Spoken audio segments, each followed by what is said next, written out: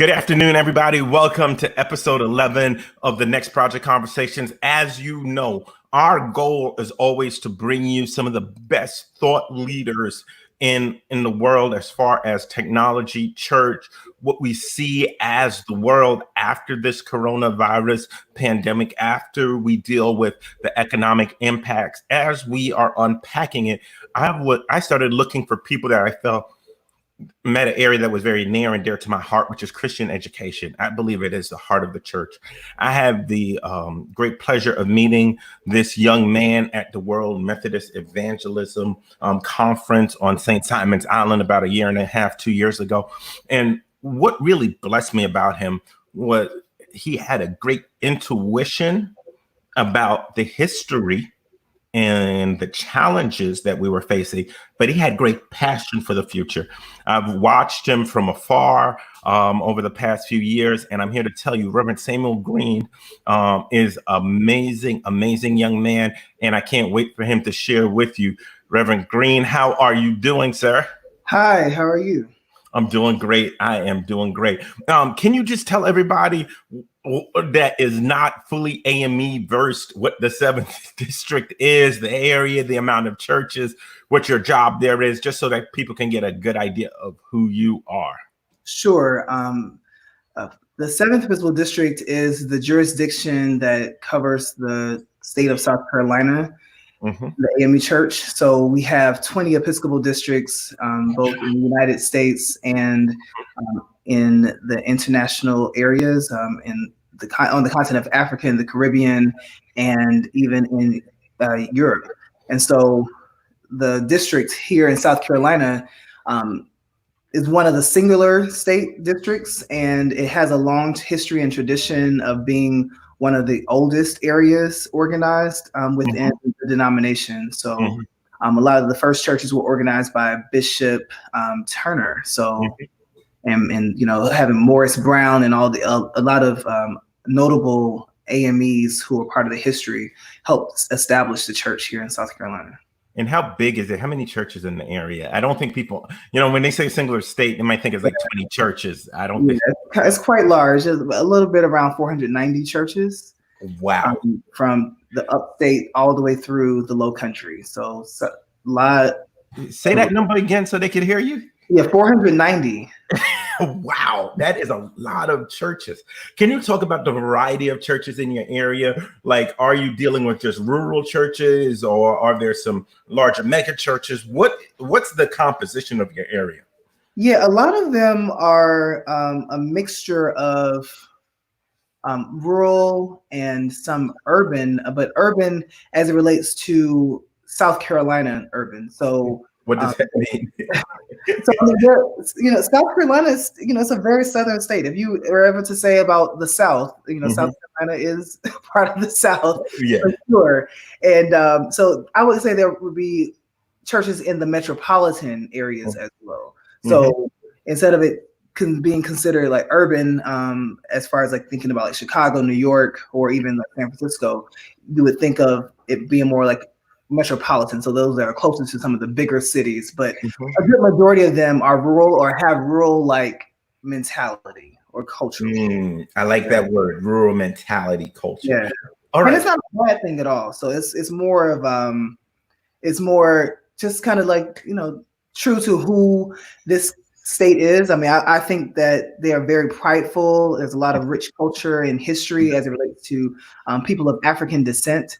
And of the many various subcultures, so the Geechee, the Gullah, those who have very strong spiritual roots as well. So South Carolina is an amazing state. I love South Carolina. I think it's one of my favorite states. Most people. I've been trying to tell my wife I like Greenville. I think if I have to retire, Greenville will be a great place to go. But she is not buying that one bit. Greenville is a great place to visit, and it's probably. I like how you said visit. It's a great place to visit, and it actually looks like it would be a good place to reside. I mean, a lot of growth is happening there. Just a lot of different possibilities. It's a newer city. It's been around a long time, but the way how they're building it up and the ways how they're recruiting international businesses is a really good place to be. So tell me, as a Christian ed director for South Carolina, which you said has a rural history, 490 churches. We now have to shelter in place. We now have to stop everything. What was the impact on your churches? How did you as a Christian ed director start meeting the needs of people? Like, tell me, what was this COVID thing? How did it impact you?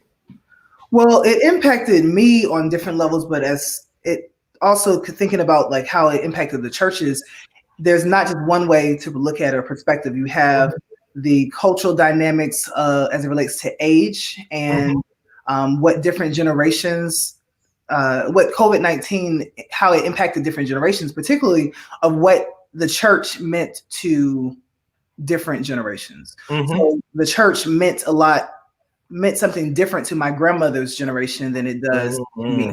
Not saying that it is different in a bad way, but it's just differently. We see the church in different ways. So I think the part about like a bit being like a crisis of identity. I've used this analogy of the book of Exodus.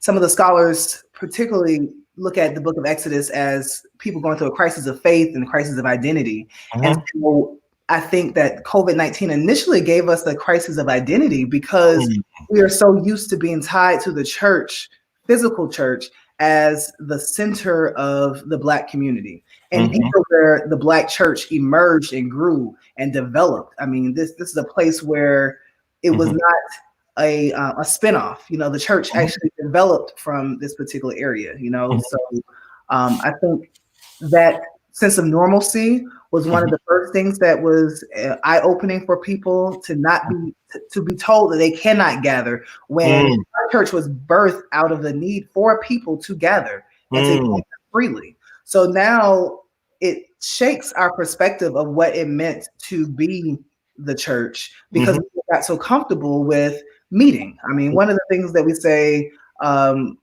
as a joke for A.M.Es is that we're always meeting and eating.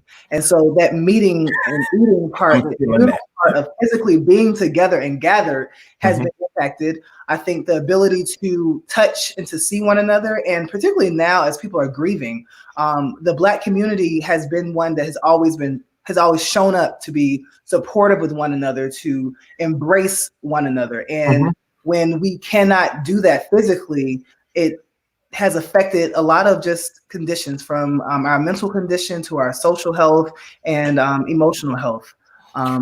Yeah, and I think finally, we thought that it would have impacted, you know, obviously giving and financial resources, but people are finding ways to go above that hump. A lot of our churches and members had not fully embraced technology beforehand. We were working for the past 2 years strong to get a lot of our churches set up on an online giving platform. And it was not just because of COVID. I mean, obviously we didn't know what was going to happen, but we've been partnering closely with Givelify for about 2.5 years. And they've come to each one of our conferences, have presented in different ways, and not just presenting on the why, but actually walking people through, getting it set up and talking even through like the next level of conversation on how to use that for online engagement. So I've watched your work, and you did a lot of amazing conferences. Can you talk about some, like, I wish people could go back and see some of the stuff. I know you just posted something about the graduation thing that you guys have done. And I know you did a big summer one. How's that impacting that part of it? Because you said always meeting and eating. Right. How does, you know, Christian education from a denominational Episcopal level has always been around meeting.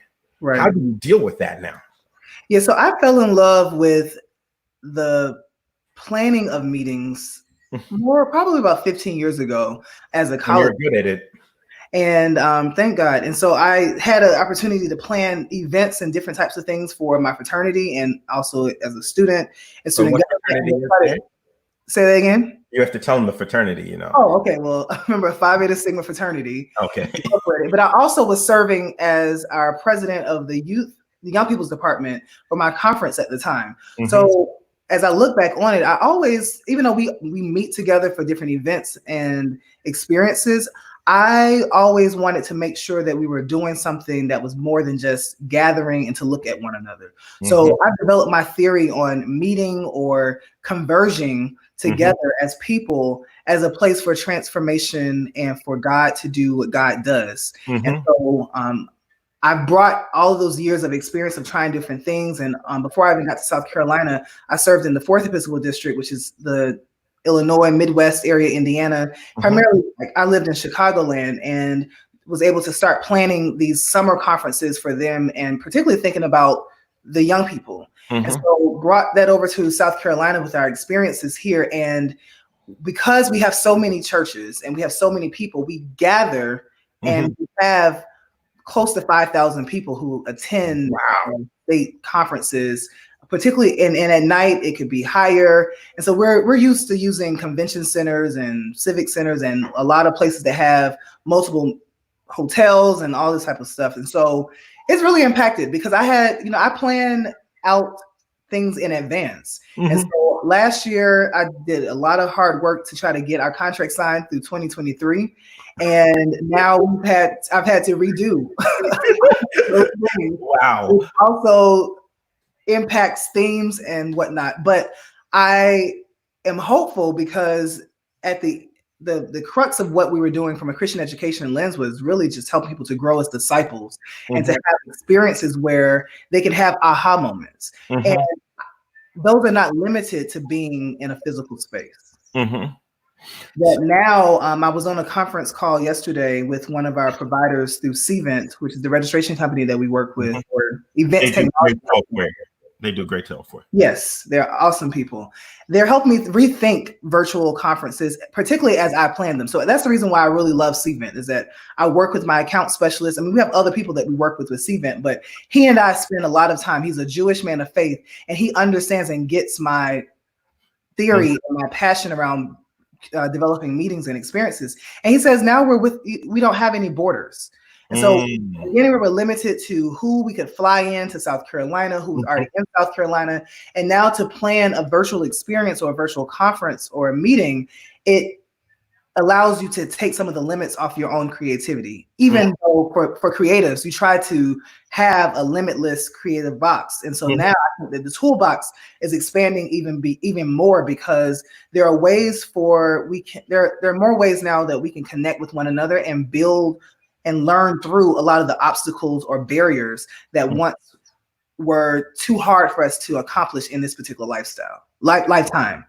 So can you give me some examples of some of the new ways you're stretching out? Because I know there are people that will watch this later that will be A.M.E. Zions, CME Baptists that have to plan conferences. And I believe you're one of the better minds at this. So can you give us like some of your thought processes of how do you make these virtual events like alive and vibrant for people? So I know that you probably can read a lot of articles on like the tech side and the how-tos. That's important, but to me, it's not as important as understanding the why. So as a Christian educator, even before COVID-19, I was walking other leaders through making sure that they understood the why behind Christian education, the why behind their particular calling to serve, and the who. So if now we contextualize or have that empathy of thinking about the people that we want to serve, the people, the potential attendee, our members, we think through their particular needs, have conversations with them about what they need. Then we design whatever it is based on what they need, as opposed to what we think they need or what we feel like we'll be able to hit the checkbox. So instead of just launching a Zoom meeting and just facilitating a district conference or facilitating a church conference, maybe it's a way for us to reorganize or reimagine how do we plan around the end result. And so specifically, I'm thinking about digital discipleship. And actually, just since you're asking, I'm actually right now thinking about middle school students. And so I've been watching a lot of content and different things to imagine what middle school students deal with on a day-to-day basis, and how COVID-19 or being in place might be affecting a group of people that's already been like neglected. And so how do I start with the end result of hoping that they are able to make further decisions that leads them closer to Jesus Christ and that helps them through particular crises? I mean, the point of our faith is that we have an ability in a relationship to see the world differently from how the world presents itself. Wow. And so if no one is talking directly or helping to cultivate the minds of a population of people who may not have been given access to certain things, that have not been challenged, have not been talked to or talked with, then the meeting or whatever the event is will be kind of flat. So from there, we build the engagement on what will be necessary to help engage, help educate, help inspire, help lead people to faith, and teach them about God. And so then we kind of work our way backwards. I don't just start with the scripture. I start with the person and then ask where God is leading. What is the message that this person might need? The same way how we might plan for a sermon is that we need to think about our listeners and also think about the context that we're in. And then you develop the shell around all of it. So here goes a question for, I love what you just said, because I've been talking to parents. One parent told me their daughter was like, I don't want to be in this house anymore. Right. They're just tired of being in the house. It is dragging on them now being in COVID-19. And I'm grateful somebody in the church is not saying be on another Zoom meeting after they've been on 15 Zoom meetings for school all week. So it's really, really helpful. One of the things I really love about what you're doing is I've seen your content and it's been very creative. I've seen you do the video games. But it's really engaging. I love video games. A lot of people love video games. You have the choir thing that you did the other night. You had me and a group of other thought leaders on a panel discussion. You've done some stuff with your Episcopal District and the Sunday broadcast, which I think was way ahead of everybody. And I know you've done some denominational stuff. Can you talk about a lot of the content you're creating now, and even your personal content, and really talk about what your thought process is? Because I think so many people are doing these talking head moments, and I believe people are getting tired and fatigued of them. So I'd love to hear about your thought process and tell people about some of the stuff you're doing. Well, before I answer that, I wanted to say this, is that I think that one of the things I learned when I was in seminary was about helping people to practice faith within community. So once you're able to be within a community, it could be your actual local church, or it could be a community of your family or other people. And so I've been just privileged to be a part of a community of creatives. And so a lot of things I've been able to participate in have been things that have been created by other people. So within the team that I work with, we've all been thinking about engagement in different ways to just help people in different needs. And so one of the needs that the team is actually a couple, Reverend Crystal Sears and her husband Craig Sears, who developed Day Off Shenanigans as a way for people to have an off day that was like less stressful, not a Zoom, not a thing that was super stressful. And so they invited me to play within that particular gamer sanctuary. So what you're seeing now is this new world that's emerging of ways to engage people and to connect people from where they are. And that's exactly what we've always said, is that we want to meet the needs of people where they are. They are currently at home. And the need is, I need to make sure that I'm not just bored in the house. And that's shout out to the song and the TikTok game, bored in the house. And so then you're seeing all these things emerge. So then I have within our community or my space right now, folks are like saying, hey, what do you think about doing this or doing this particular experience? And so I'm grateful that within the 7th district, we have a team of creators and team of people who are just working to build digital content. And so we have more things coming out, but now it's like folks who had passion for children are doing puppet ministry. I'll be doing a cooking show or a snack thing soon. We have our Get Fit Fridays. We have a prayer group. So a lot of the things we were already doing before COVID-19 to kind of establish it, to create a presence on the digital space. But now that we are all in this thing of just trying to figure out what do we do, I've embraced people's ideas. I'm like, hey, please send me your ideas for engagement and I will help support it. So it's not just me doing it, but we have a team of collective people who are constantly creating new things and new ideas. And I think it's important to have denominations and church leaders who are being the coaches, because not every generation will know what to create as content.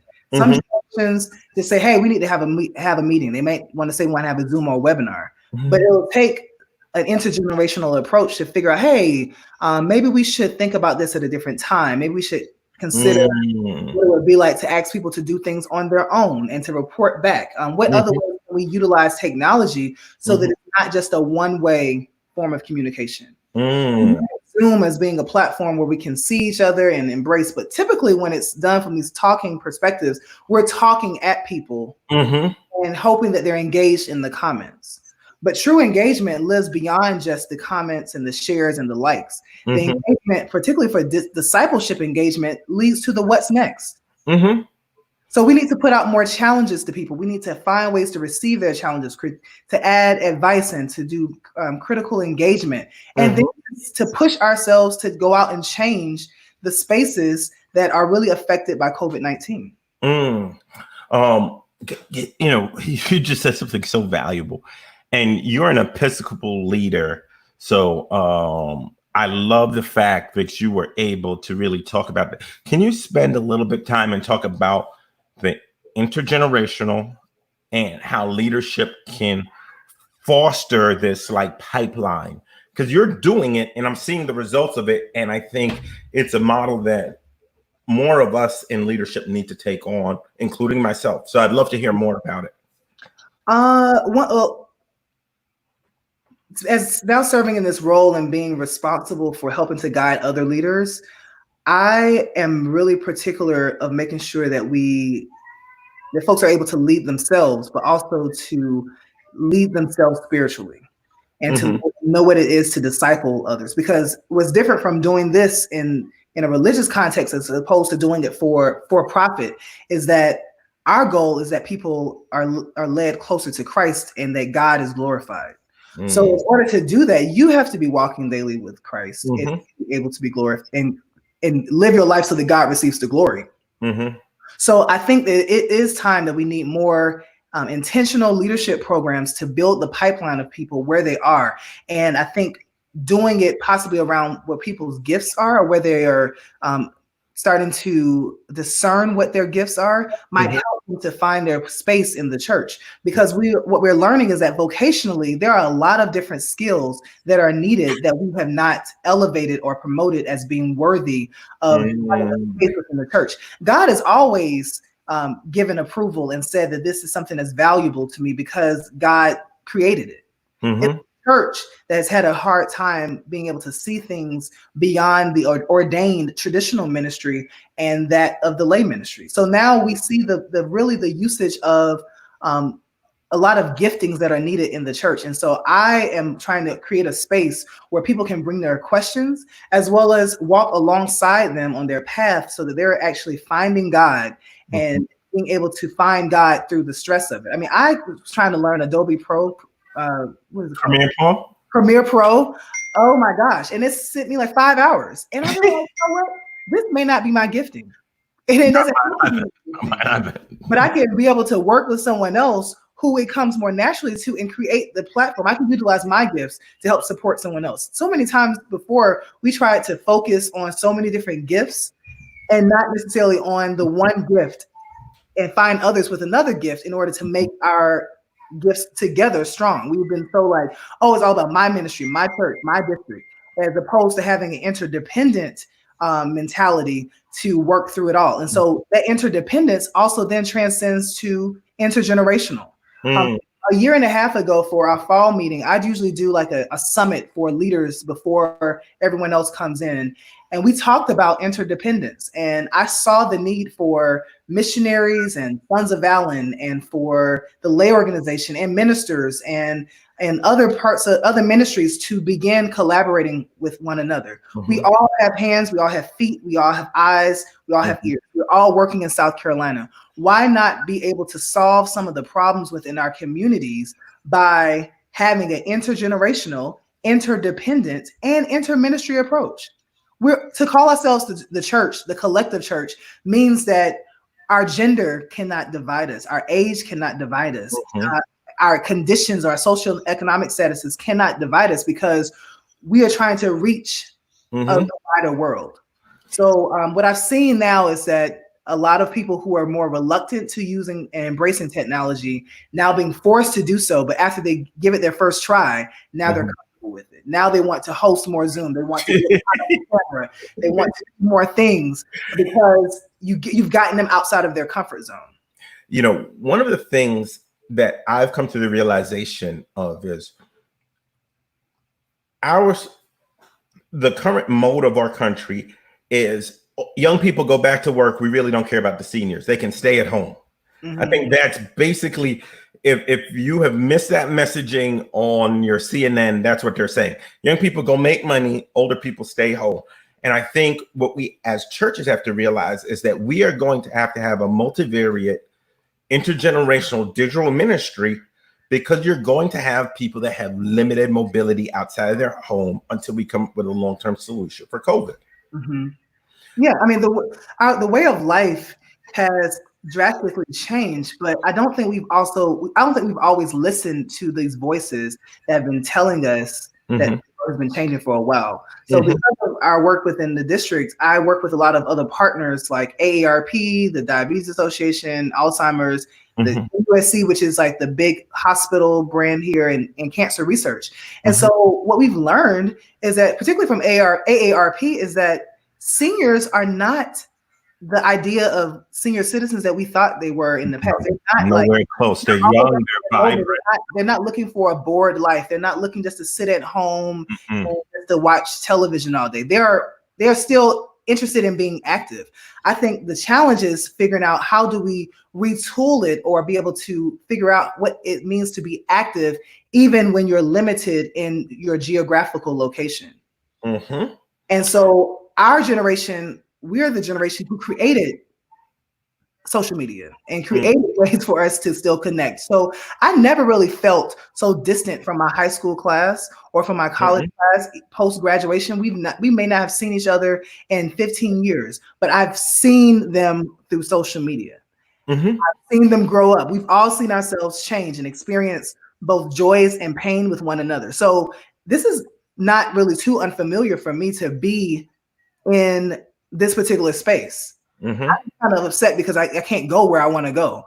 But so I think for generations who might be more limited, I think it will cause us to have these one-on-one conversations with people to figure out what is their immediate need, and then help them to figure out what it's like to take a little bit of a jump. My analogy towards this is that maybe 2017 or 16, I went skydiving, and I did not think I would ever be able to accomplish that. It was one of my bucket list things. And it's scary.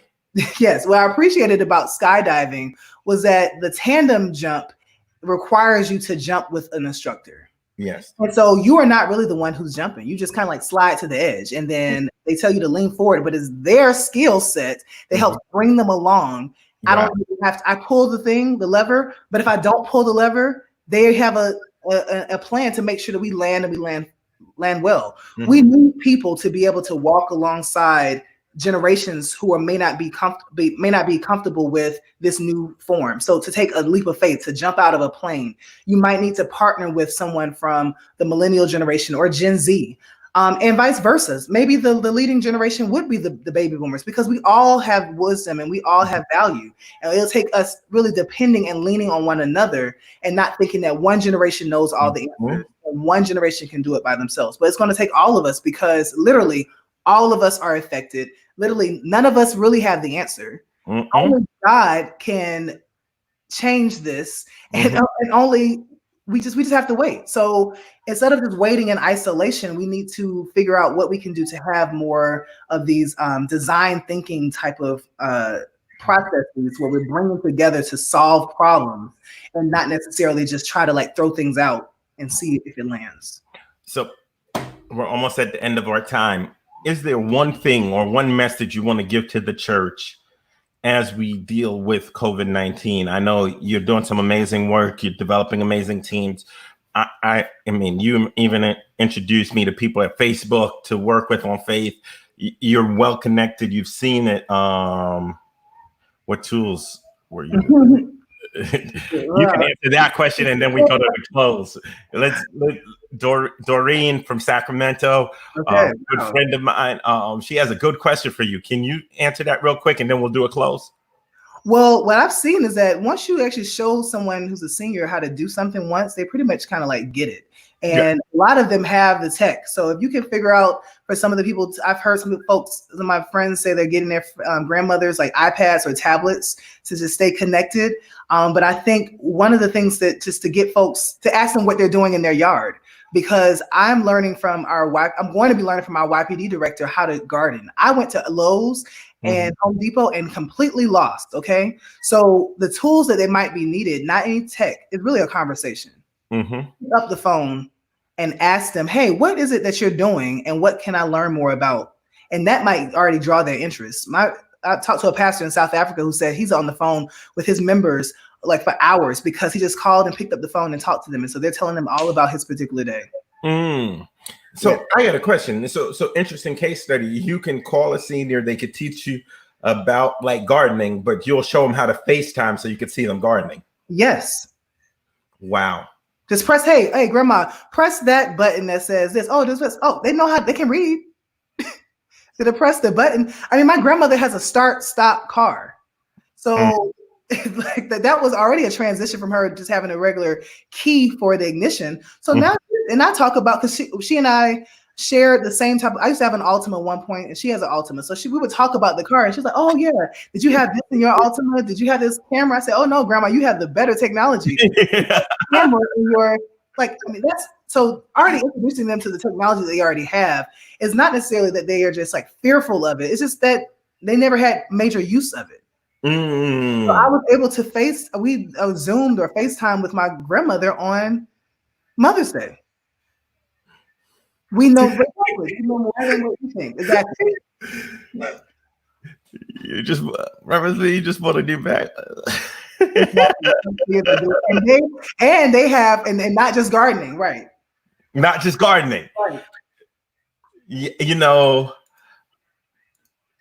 So let's talk about the fact that everybody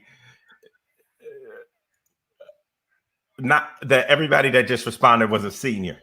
Yeah, because I think that's one of the things I learned a couple years ago is that we made these assumptions of what it meant to be a senior. That everyone, once they got to a senior age, they were just like, "Oh, we're wearing the big fishing shirts and the big lounging clothes." They're so vibrant, waiting on God, and that is not the community of people who lives among us right now. And so I think, as my final word, I was watching this movie called Middle School, and what I learned about it was that there were a lot of assumptions that were being placed on middle school students, and a lot of assumptions placed on adults. And I think the same thing that we just kind of discovered from this little exercise about what the assumptions that we have about other generations of people who may have resisted technology or technology in the church for so long is that we assumed that their lives were a certain type of level. Yeah. Where are the seniors? I mean, they are living. I mean, there's a lot of. They're living a better life than me. They got better technology. The AARP website is very lit. Like, I am looking forward to it. Mind you, okay, this is just a complete separate side. Last year for the summer, we did this. We used these headphones, the Silent Beats headphones. Yeah. I brought them for the kids as a way to help us move through a transition because we have more kids and not enough space. And so I needed to have a thing where the kids could do something as an activity and it wouldn't be a distraction to another group of people. So they were literally turned up, but you could not really hear them besides an occasional high five or a yeah or like because they were dancing. So what we decided to do was to have a 60 plus party with the headphones. The 60 plus crowd was way more lit and was upset that we had to cut it off and looking forward to it for this year. I mean, they came with the phones to the step and repeat banner and everything. I broke a sweat and like, oh my gosh, it was so crazy. So it let me know that we need to stop making the assumptions about people who we will not have a conversation with. And even the first conversation, say that again. We need to stop making assumptions with folks who we have not had a conversation with and have not allowed ourselves to go to a sacred space. Because we make these biases, these judgments, these opinions about groups of people and develop ministries about them based on our assumptions. We have an idea of what the poor looks like or what people who are homeless experience, but we very seldom have conversations with them. Mm-hmm. have conversations and to understand their perspective. The first step within design thinking is to have empathy. And so if we can find ways throughout this particular time of reset to have more empathy for the single parent who is struggling, or that's an assumption, or the single parent who is active in your church, the person who is a recently divorced and is there to be a part of this particular life, or a single person. Like, we have to stop just assuming that we know what people need and invite them into the conversation to say, hey, how would you like to live out your faith in this community? Mm-hmm. What are some of the needs that we might be able to provide for you? And how can I be of service? I have ended every consultation call or every call with a person with, what is it that I can pray for you about? Mm. And that conversation or that question invites people in to share, and to share a space that is sacred. Talking to you, maybe not necessarily broadcasting on Facebook or on YouTube, gives me an opportunity to be able to be more vulnerable. And we need to be more vulnerable in our approach to people, to actually have relevant ministry, to meet people where they are, and to invite the transformation of God into their lives. We cannot do it by ourselves. Wow. Well, do you have a message for the church to close out? I feel blessed to have you today. Like, every time we have one of these conversations, they always go longer. People are feeling you today, preaching. Oh, bless the Lord. We've had this conversation multiple times, and I'm always blessed because I feel like you really have the heart of God for people, and that is so unusual it is a gifting to have Episcopal leaders and denominational leaders that have that kind of heart. So I feel blessed to be in relation with you. Do you have anything to share before we close out? My only other share for the church, particularly the Black church, is that we find patience and peace within this particular moment. I spent a few moments today listening to the rain. One of our supervisors passed away, and it was a shock to the world, probably not so much to, and probably also to her family. And so throughout this moment, we realized that although we're trying to get these things accomplished and to get something nice out, to deal with the tech or look at the graphics, that life is still going to happen. And that we need to not be in a rush too much to get to Sunday or to get back to church, that we forget that we need to spend time in the moment and to explore all of God's creation. So to step outside or to listen to the rain, to watch the sunset is a gift from God. And it's an act of God's presence and God's activity, even through quarantine. And so even when we don't know the answer, when we don't know whether or not our Zoom or our virtual worship is effective, or whether or not we are doing something that's right, if we just stop and spend time to listen to God and not just ourselves, then we will see our church become the church that God gifted us to be. As we get ready to celebrate Pentecost, we're about to celebrate the birthday of the gift of the Holy Spirit. And why not allow Holy Spirit to inspire us, particularly the Black church, to now in this reset meet the needs of our people, even when we cannot physically gather at the small location or the location designed as the church. Why not allow ourselves to think beyond just the stained glass window? Why not think beyond just the ability to gather under someone else's hotel or arena? What will it look like to be the global church and to help people walk alongside with God and to disciple people daily with what they need, and help others to disciple people in their homes? So we can do this. We really can do this, church. We don't have to rely or depend on someone else. We don't have to wait for someone else to really regurgitate something that we've already said. Go out and try something. Everybody needs a starting point. So once you start today, then you can improve it tomorrow. Let's get out there and just start. Wow. Well, everybody, I'm so grateful to my good friend, Reverend Samuel Green, the Christian Education Episcopal Director for the 7th District of the African Methodist Episcopal Church. Young man has a heavy weight. He has over 490 churches that he is the Christian Ed Director of. But you hear his heart. he really has a heart for the people, and that's why he's such a blessing to us.